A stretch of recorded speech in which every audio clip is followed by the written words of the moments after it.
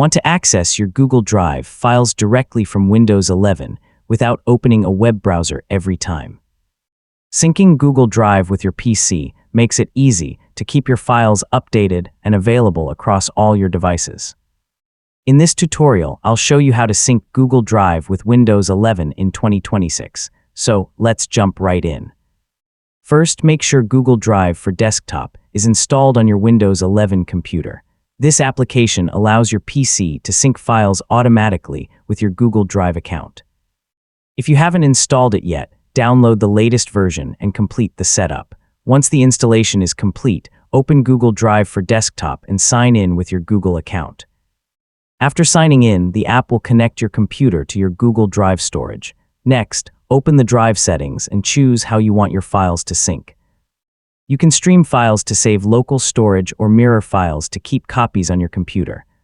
Streaming is great if you want to save disk space, while mirroring is useful if you often work offline. If you want to back up folders from your computer, select the folders you'd like Google Drive to sync.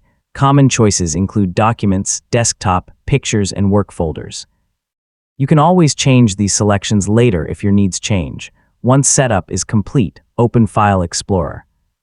You'll see Google Drive listed in the navigation pane, allowing you to manage your cloud files just like any other folder on your PC.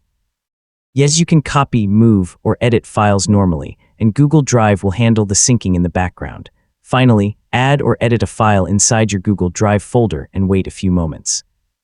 The sync icon should indicate that your changes are uploading automatically. If everything syncs successfully, your files will also appear in Google Drive on your other devices. And that's how to sync Google Drive with Windows 11. Once everything is configured, your files stay updated automatically, making it much easier to work across multiple devices.